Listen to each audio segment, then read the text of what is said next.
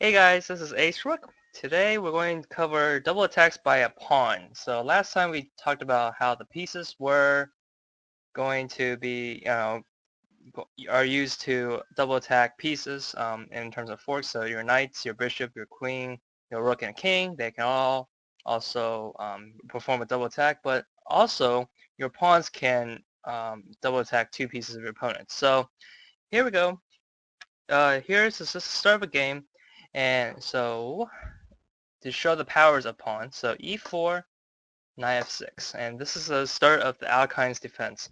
And so white usually, but not always, pushes the pawn on e5. So this one pawn worth 1 point is already attacking the knight, which is worth 3 points. And so this knight has to move. Either, it can't stay, or else it's going to be, it's going to be a loss of 3 points to 1 point. So this knight has to move away. Going back seems backwards, so knight goes to d5. And so what can we do as white? We can keep attacking this knight, c4. And so the knight again has to move away, and going back to f6 is no good. So now after knight b6 and d4. So this gives white a very impressive center with his pawn. Black hopes to undermine this center by playing something like d6 and probably trade off while trying to undermine these pawns simply because they are overextended. So with that said, white does not play that. Black plays knight c6, hoping to develop more pieces. Unfortunately, this is a blunder in terms of getting more pieces active and defense. So let me show you what happens after this. After knight c6, d5. And so now, this d5 pawn is attacking this knight. And so after knight takes d5, and I'll show you another variation after this, but after knight takes e5, c5, knight bc4, and now finally f4. And so after this, we're attacking this knight. And so if this knight moves away, then we're going to attack this knight. So this is also another tactic we'll learn in the future. People call it deflection, or another person may call it removing the defender. So this knight is currently guarding this knight.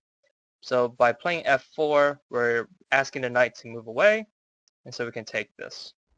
So essentially that will be a video covered later. So hence, but after this, we can see that already the pawns are very powerful because they can scare away our pieces that are worth higher value. So with that being said, let's go ahead and look at this diagram here. This is a game that usually occurs in the French. So let's try this. e4, e6, d4, d5, and then knight c3, knight f6. And here, black blunders by developing his bishop to incorrect square. I guess main line will be maybe bishop b4, but fortunately, he plays after this, after bishop d3, black plays bishop to d6.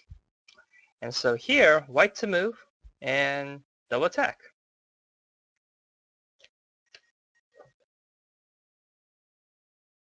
And so, I mean, it's obvious that the double attack with the pawn, hence the time of that e5. We're double attacking with this. So we're attacking the bishop and the knight. And so after, maybe bishop takes, knight takes, pawn takes, which again attacking knight, we're up a pawn for a piece, up 2 points for white. So that's a very basic example. So let's try to do another example of pawn forks with this diagram. All right, white to move. Okay, and try to find a pawn fork. And now this one is going to be more difficult because it's not like, again, one move. We have to set up the tactical position that we want. And so, what move could there be?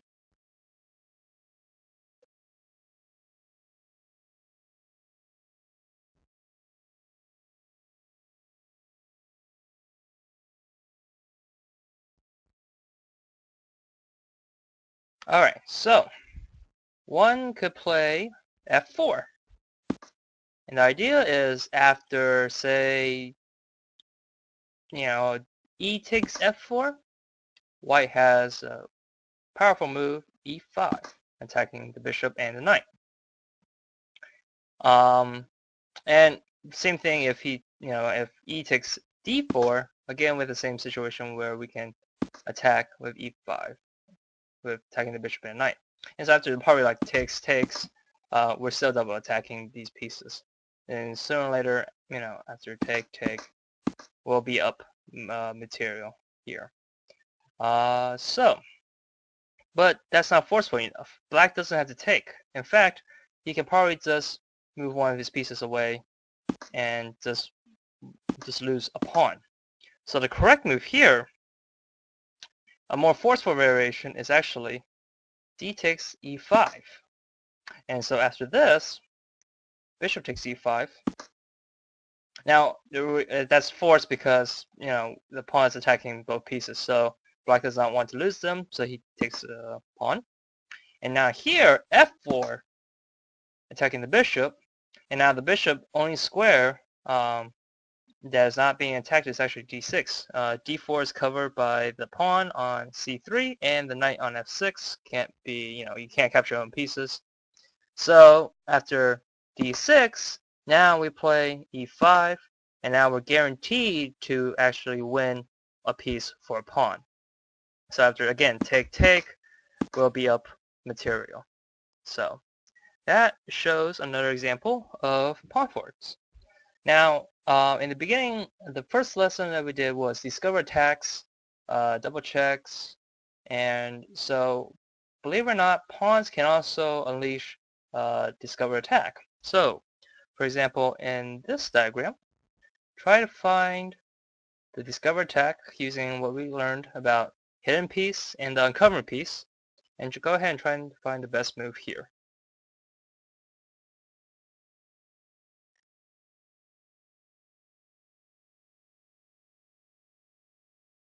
Alright, go ahead and pause the video if you haven't already found the answer. But so the uncovering piece is the bishop on b2, and the uncovering piece is the pawn on c3, and the hidden piece is the bishop on b2. And so after we move the uncovering piece to c4, we are attacking two pieces.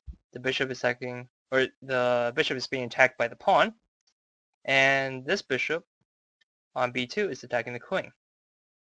So essentially now, after black moves the queen away, we can take this bishop, and after probably takes with the queen, we're up again a pawn for a piece. So in the end, the person who can take a piece with just their pawn will always get the better deal out of this. So now white is going to be up a piece and very healthy in game to win. So something like rook ad1, controlling the center files. But yeah. Alright, so let's go ahead and try to do a little bit more difficult puzzles, knowing that pawns can also fork and also create discover attacks. So let's go ahead and go to this diagram here. Alright, the question is, for black, is it wise to play queen to g5? Alright, that is the question. So go ahead, take a moment, think about it, and try to find the correct refutation for white, or basically why it is a good move or a bad move for black. So go ahead.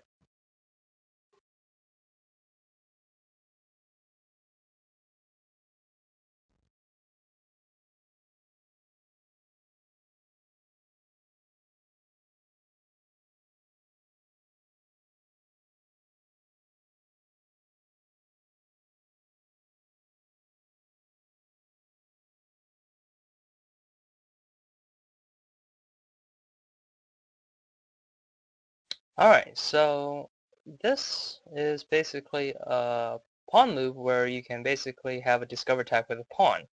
And so our hidden piece is the bishop on c1, and our uncovering piece is the pawn on d4 or d2, and the correct answer is d4.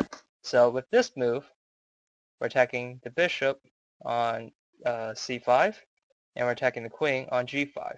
So after the queen moves away, after take, we're up again 2 points of material compared to 1.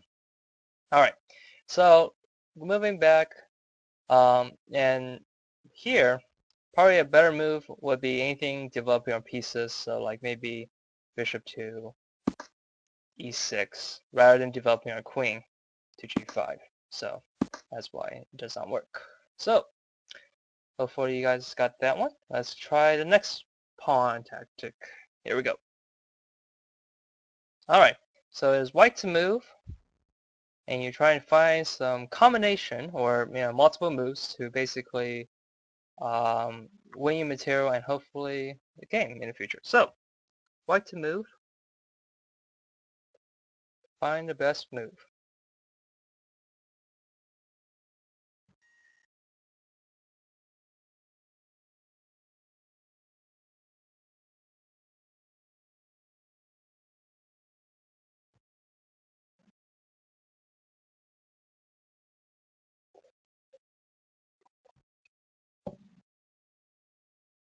Alright, go ahead and pause the video if you haven't found the answer.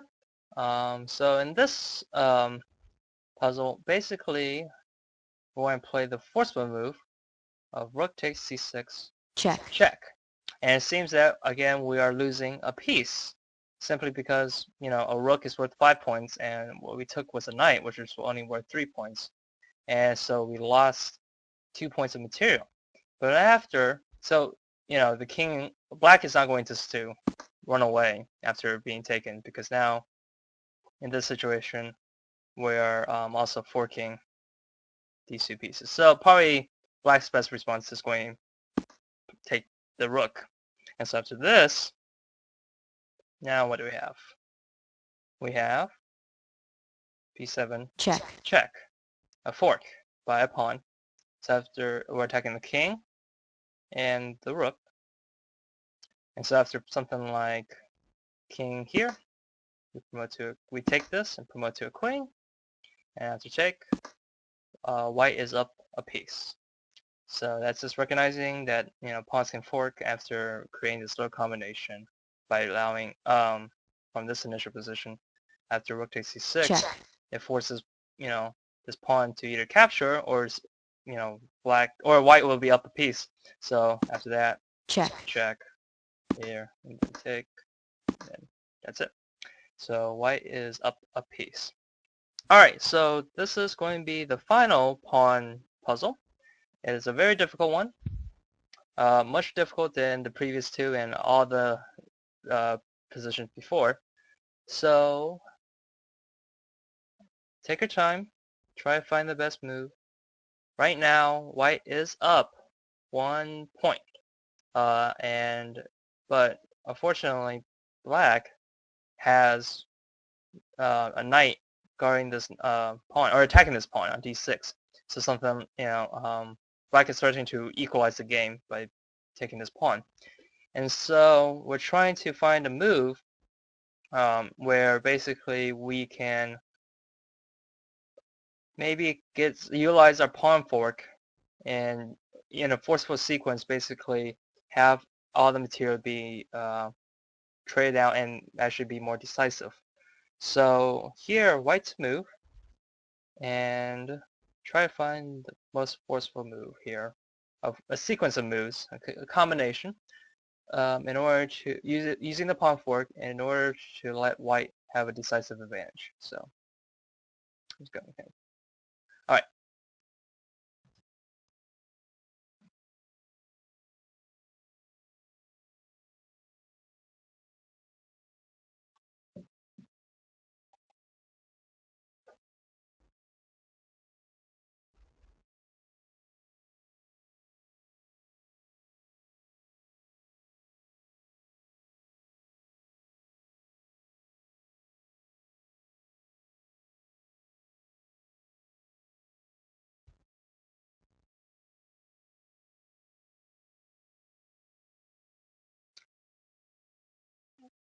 Alright, so I'm going to reveal the answer. Pause the video if you haven't found it already. This is a difficult one, so don't feel too bad if you didn't find the correct answer. So, in this position, we're using also our pieces fork, our palm forks, and a tactic that we'll learn in the future called skewer. And so, the first move is going to be hard to see, but it is rook takes c8 check. And so black has two responses, two logical responses. He can either take with the rook or take with the king. Moving up doesn't make sense simply because we can take this rook. And so after this, if king takes, the problem is we have rook takes e8 check. So now this is called a skewer because we're attacking the king and we're also attacking the rook behind them. And so this is a tactic we'll learn in the future. But after the king moves away, we can take this rook. And so in this position here, black is forced to play rook takes c8. So in this position, white has a powerful move. He plays d7. What does this do? Well, it's threatening to take the rook or the knight. So if he moves the rook away, then we can, promote Checkmate. and actually maybe checkmate our opponent. And if he moves the knight away, we can take with check. And after this, we're up a whole piece, 3 points of material. In balance of 2 knights versus rook and bishop. So obviously black's response is going to be king takes d7. So after king takes d7, our black has this move, which again it's a tactic we'll learn in the future, but it's called a skewer, and it's going to be bishop g4 check. And so after bishop g4 check, we're attacking the king, and behind it is a rook. So after we move away, white just simply takes this rook away, and is going to be up again 3 points of material. The reason why black does not want to take the bishop is after king takes the bishop, go ahead and try to find the piece fork. And yes, it is rook takes e8 check. So we're attacking both the king and the knight. And so after this is even worst case scenario because now white is actually up full rook now. So so after this, move bishop g4, probably take, king was over and then take the rook. Black maybe just tries to get his knight more active now. So, but regardless, white is going to be up 3 points of material. So, alrighty. So hopefully you guys learned about pawn forks and how pawns can also create a discover check and discover attack. And so, especially in this position, in this last position, the key move was to understand that d7 still works because we have another tactic which we'll learn again in the future called skewer. So the king takes d7, bishop g4 check, and so this pawn fork is what started it. So, alright, so thank you guys for watching. This is Acerook. See you guys next time. Take care. Bye-bye.